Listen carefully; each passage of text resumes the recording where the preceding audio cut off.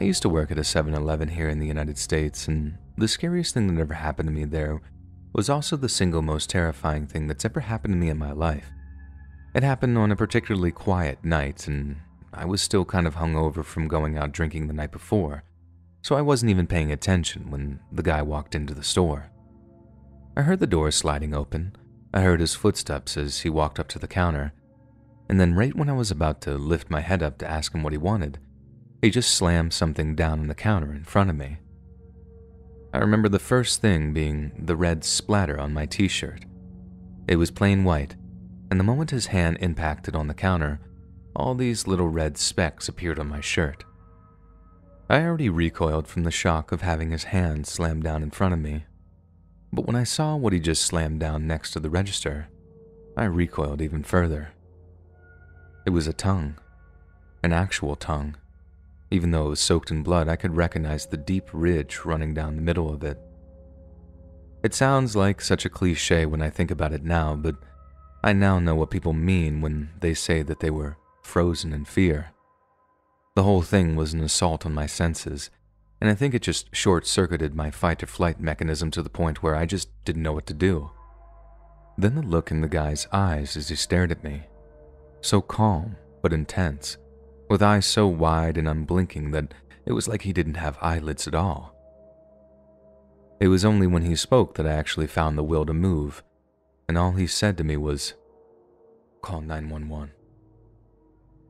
I bolted into the back office, locked the door behind me, and immediately called the cops. All the while I watched the guy on the cameras just standing there at the register. He didn't move at all. He just seemed to be looking down and staring at the mess he'd left on the counter. And given the gruesome nature of my emergency, there was a police patrol car and 2 cops pulling up outside in just a matter of minutes. The guy didn't put up any kind of fight when they moved to arrest him. He just held his wrists, allowed them to put the handcuffs on him, then let the cops take him away. Once he was safely out of the store, I walked out of the office, trying not to look at what was on the counter, then told the cops everything I knew. It obviously wasn't all that much, but as I was talking to them, I noticed a few more police surrounding a car in the parking lot that still had the door open. I called the store manager from the McDonald's across the street, telling him that the cops had to close the store because it was an active crime scene. They rushed down to see what was going on, even though it was their day off, and after telling them what had happened, I went home to decompress. From what I heard later, the guy had gotten into an argument with his wife while out driving somewhere. Then at some point, he'd snapped, pulled up into a parking lot, stabbed her to death, then cut her tongue out. Then, for some reason, he picked our 7-Eleven to walk into to slam the tongue he'd cut out of her mouth down onto the countertop. I was allowed to take a little bit of time off of work after the whole thing, as I just couldn't face going back there so soon.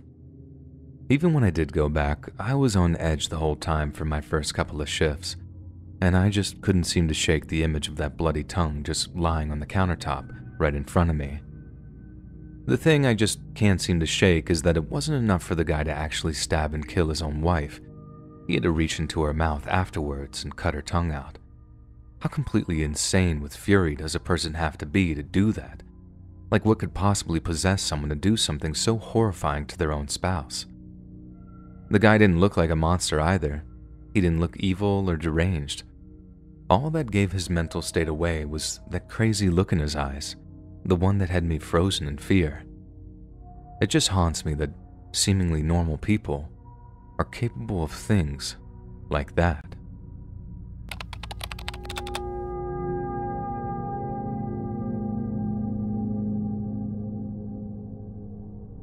I used to work at a 7-Eleven that was right next to an art school campus, so in addition to all the snacks and drink, we had a little stationery section and kept some stuff behind the counter too. One of the things we kept behind the counter were scissors, the kind that are sealed in a plastic casing, and one day, this customer comes in, walks up to the counter with a Gatorade, then asks if he can have a pair of scissors too. Of course, I grab a pair for him, scan them, then tell him the price of both of his items. But instead of getting his wallet out, he immediately starts removing the plastic packaging from the scissors. I didn't think it too suspicious at first. I mean, I figured he really needed them for some kind of minor emergency or something, and that he'd pay for them after cutting whatever it was that needed to be cut. Instead, once they're out of the packaging, he grips the handle like they're a knife or something, looks me right in the eye and says, "I could just kill you with these right now, you know that?" I was so stunned that I just didn't know what to say.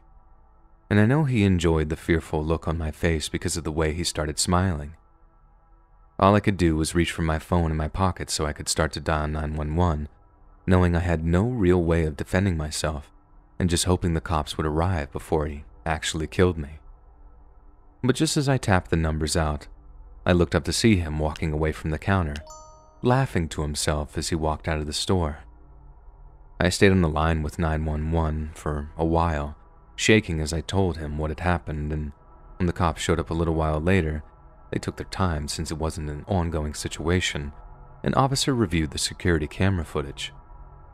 Turns out, the same guy had been doing the same thing all over town, picking out girls working retail on their own before shoplifting basic items like that. He had the same MO every single time, too. He'd always get away with it by telling the girl that he could kill them with whatever he was stealing, be it a knife or scissors or even just a pen on one occasion. He never actually hurt anyone, not yet, according to the officer, but the cops were extra focused on getting him in cuffs because they felt like it was only a matter of time before he actually crossed that line and did hurt someone. Even though he took his time to show up, the cop was still really helpful and reassuring, and he gave me his cell number to call him directly the next time he walked into the store. I mean, how much of a notorious kleptomaniac do you have to be to actually have a detective assigned to your case? And although I didn't hear about it afterward, I sincerely hope the guy never crossed that line and actually hurt a girl with any of the items he ended up stealing.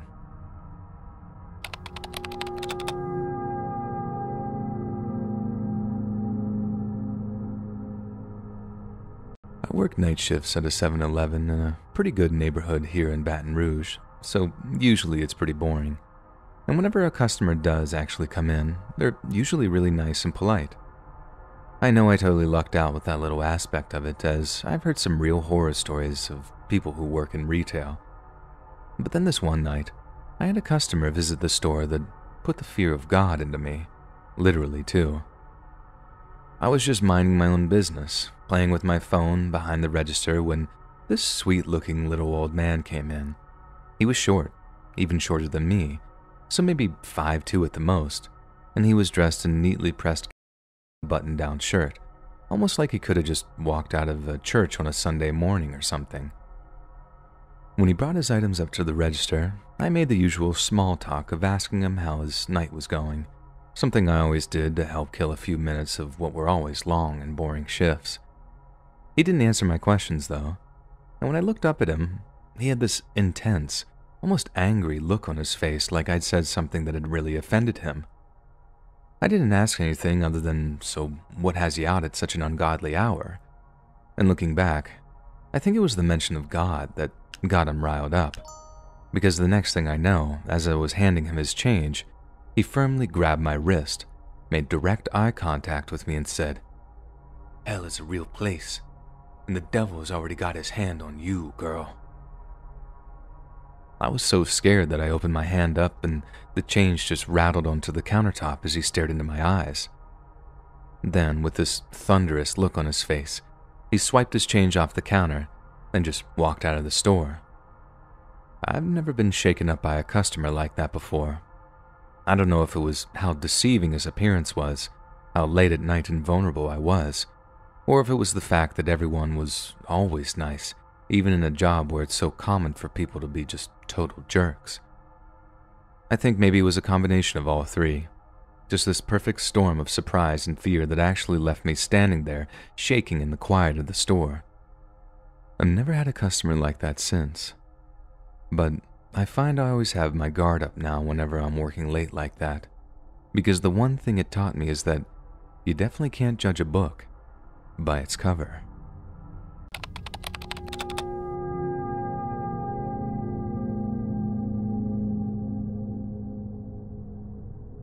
One of the most chilling moments of my whole life was while working at 7-Eleven. Some guy walks in wearing a suit, staggers over to one of the fridges and grabs a ton of those Starbucks cold brews out of one of them before dumping them all on the counter in front of me. The stink of booze off of him was just wild, and as I'm ringing him up, I asked if he'd either had a really good day or a really bad one. He's let out this really hearty laugh and then tells me, "A little of both." He then goes on to explain that he'd just gotten out of court and that he's been acquitted of accidentally shooting one of his hunting buddies on a trip that happened a few years ago. I was so stunned that I didn't really know what to say. I just went with the first thing that came to mind, which was, "I'm sorry." He laughs again, shakes his head, and then asks me, "You know what the funniest thing is, though?" I shake my head, taking the 10 he gave me before grabbing his change from the register, and when he tells me, I swear I almost dropped his money all over the floor when he spoke. He tells me, "It was no accident." Then just starts laughing to himself while he pockets the change and scoops up all the cold brews from the counter. I was so taken aback that all I could do was just stand there, watching the guy as he walked out of the store and towards his parked car. Then my mind switches to thinking, please get into the passenger seat. Please get into the passenger seat. But nope. He climbs right into the driver's side, starts the engine, then drives off. I'm not saying I have a photographic memory or anything, more like I was repeating his license plate number back to myself as I grabbed my phone and plugged it into the Notepad app. Then I called the cops, told them they had a drunk driver on their hands, then just let karma do its thing. There was nothing I could do about him taking one person's life and getting away with it. But I sure wasn't about to stand by and let him kill someone else as the result of being a reckless idiot.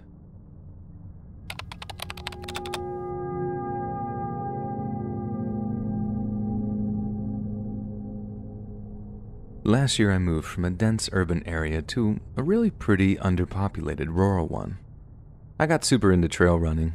There's a big circular route that I like a lot in the local nature preserve, and over the summer, I was on an early morning run there when I passed a dude sitting on a rock slightly off the trail. He looked exceedingly normal, street clothes, etc. All good. So I make my way down the path to the point where it comes out near a highway that has a 7-Eleven on it. I made it kind of a tradition of mine to go buy some ice-cold water at the end of my run. Then I basically chug it as I walk back to my house. Then this one time, just as I'm walking back onto the trail, I hear a twig snap, and I straighten up to see that guy, crouched over and stepping through the woods off the clearing like he's trying to creep up on me. I bolted. The sprint back was the most terrifying experience of my life, obviously. I don't know if I lost him or if he gave chase at all. The police never found anyone matching his description, and I don't run anywhere near there anymore.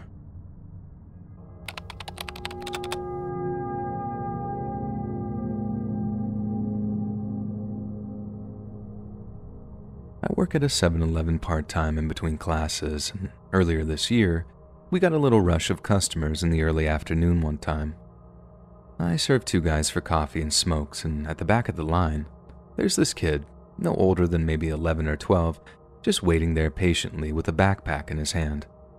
I actually thought that he looked kind of cute, like a little gentleman out doing some grocery shopping for his mom or something. He gets to the front of the line and I ask him, "What can I help you with, sir?" in a kind of jokey, playful way. Without a hint of emotion on his face, he just pulls out a gun and says, "Give me all the money." When he pointed it at me, I wasn't sure if it was real or not, because where the hell would a 12-year-old kid get their hands on a loaded gun like that? It's not like the 7-Eleven I work at is in some high-crime area or whatever. It's actually located in a pretty nice place, and although I've heard 1 or 2 stories from coworkers about the trouble at the store, nothing had ever happened to me personally. There was one other guy in the store at the time, and I looked over at him to see him kind of smiling at the kid. Smiling and frowning, like he was amused but disapproved of the kid playing some dumb childish prank. I don't know guns, but I figured this guy did, so I tried calling this kid's bluff and asked him something like, "You shouldn't point toys like that, sweetie. The cops might think it's real." The kid responds by cocking the gun, and it has this real metallic sound that sends this kind of shock of fear running through me. I didn't know of any toy guns that made such a realistic sound, and as if to illustrate that he wasn't joking around, the kid pointed the gun in the air and actually fired a shot that went right over my head. After my ears got done ringing, and I came to, I heard "Give me all the money" in the same monotone, emotionless way, and I didn't hesitate in doing what he asked. I put as much cash as I could onto the countertop, then watched him fill his backpack with it before he just walked out of the store. I think the thing that scared me so much about it was that the kid just didn't seem to realize the gravity of the situation. He definitely seemed like he had something missing about him, like he didn't understand that he could have actually killed someone over whatever dumb thing he wanted to buy with that money, be it video games or candy or whatever it was. At least a grown-up armed robber understands that a gun is just a means of getting what he wanted, and it's not a good idea to fire it or whatever, just in case they accidentally shoot someone in the face. I get the feeling that even if I'd even tried to resist or tell the kid no, he'd have just shot me, because it's what he assumed he should do. It's almost surreal to me how the closest I've ever come to death is at the hands of a child, someone who should have been so innocent and carefree and full of love, but instead just felt nothing.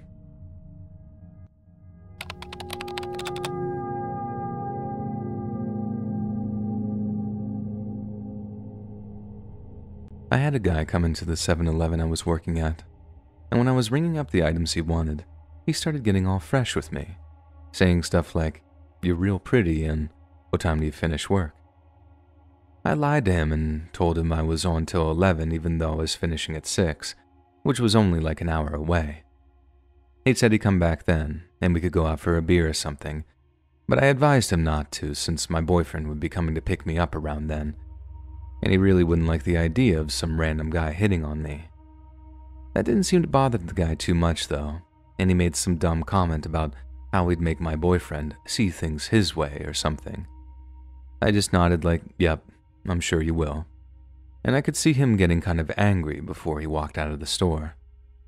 It didn't bother me too much, as he was only going to come back to the store later on to find out I wasn't there, and by that time, I'd be safe at home and away from any pervy creepers. But then at 6, when my shift finished, I walked outside with my purse only to see a car door open about 20 or 30 feet away. I swear I just about felt my stomach tie into a knot when I saw the creeper step out. I did a straight-up 180-degree turn on my heel and started walking back into the store, then just went right behind the counter and into the manager's office after telling my coworker, "Just say I'm on break." He seemed real confused for a second, but as I shut the door and listened right at the edge of it, it was maybe only 30 seconds at the most before I heard him say, "Oh, her? She's just on break. I'm sure she'll be out in a minute." Normally, I'd take the bus back home, but I knew I'd have to get an Uber if I wanted to make it home without being seriously harassed. So I called the Uber, waited for it to arrive, then tried to just walk out as fast as I could. I didn't see the guy in the store, and I asked my coworker real quick, "Are they waiting for me?" And the guy shook his head, still confused, but kind of getting the gist of what was actually happening. They asked if I wanted them to call the cops, and I shook my head, just gunning for my Uber as I pushed open the glass door. I didn't see the guy anywhere, and I was so set on getting into the Uber that I didn't look left or right as I walked out of the 7-Eleven, so I had basically no warning that the guy was about to grab my arm and jerk me back. He looked really, really angry as he growled, "You lied to me," then called me a bunch of names as I tried pulling away from him. Luckily, my Uber driver saw absolutely everything, and he stepped out of the driver's seat to be all like, "Hey, let her go or I'll call the cops." He did let me go, and just smiled at the Uber driver as he told me, "This isn't over. I don't like being lied to."